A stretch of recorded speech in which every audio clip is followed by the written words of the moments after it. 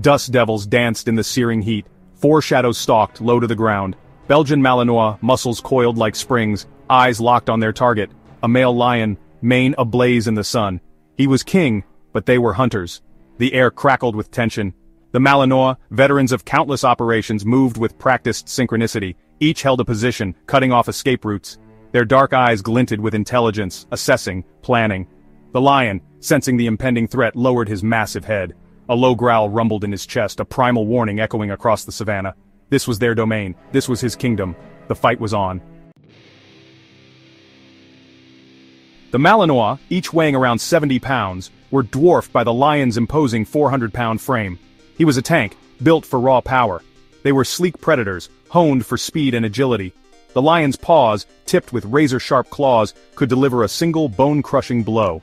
The Malinois relied on their powerful jaws, capable of delivering a bite force of 195 pounds per square inch. The lion's size and strength were formidable, but the Malinois had numbers and teamwork on their side. Their training, honed through years of rigorous exercises, had transformed them into lethal weapons. They were masters of coordinated attacks, flanking and disorienting their opponents. The question was, would it be enough? Would it be... The lion was a solitary hunter, accustomed to taking down prey larger than himself. His tactics were straightforward: overpower, subdue, kill. The Malinois, on the other hand, were masters of coordinated assault. They moved like a single organism, their attacks swift and relentless. Their strategy was to wear the lion down, exploiting their agility to avoid his crushing blows. They would nip at his flanks, dart in and out of his reach, hoping to tire him out, to find an opening. But one mistake, one miscalculation could prove fatal. The lion's claws were ever present, his strength unmatched. The Malinois, capable of bursts of speed up to 45 miles per hour, were significantly faster than the lion, who could reach 50 miles per hour in short sprints. Their agility was unmatched, allowing them to weave and bob, dodging the lion's attacks. The lion, accustomed to relying on brute strength, would find himself frustrated by their elusive movements. Their strategy, however, came with a price. The constant movement, the dodging and weaving, would drain their stamina. The lion, on the other hand, could afford to be patient, to wait for an opportunity to unleash his devastating power. Section 5, Jaws of War Bite Force and Claws. The lion's bite, estimated at 650 pounds per square inch, was a force of nature, capable of crushing bone and tearing through flesh. The Malinois' bites, while less powerful, were nothing to scoff at. Their sharp teeth, designed for tearing and ripping, could inflict serious damage, especially when concentrated on vulnerable areas.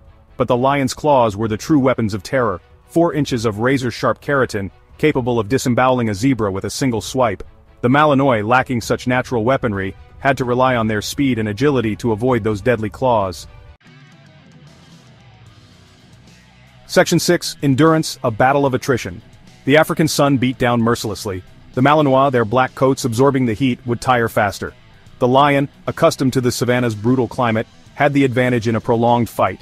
Each wound inflicted on the lion, while potentially debilitating, would not stop him.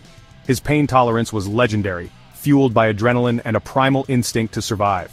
The Malinois, on the other hand, were more susceptible to injury. One well-placed blow from the lion's claws could cripple or kill. Section 7, Untamed Instincts, the Wild Card. The Malinois, for all their training, were still bound by their canine nature. The lion, a wild animal driven by instinct, possessed a primal ferocity that was difficult to match. The smell of blood, the heat of the battle, could trigger a berserker rage in the lion, making him even more dangerous. The Malinois, on the other hand, had to rely on their training, on discipline and teamwork, to stay focused. If their formation broke down, if panic set in, they would be easy prey for the lion's fury. Section 8. The verdict: Kings reign supreme. In a head-to-head confrontation, the outcome is clear. The lion, with its superior size, strength, and weaponry, would ultimately overpower the Malinois. Their only chance lay in exploiting their agility and teamwork, wearing the lion down over an extended period. However, the reality of the savannah is harsh. The lion's endurance, combined with his raw power and ferocity, make him the undisputed king. While the Malinois' bravery and skill are undeniable, they are no match for the raw power of nature's deadliest predator. The king, bloodied but unbowed, would retain his crown.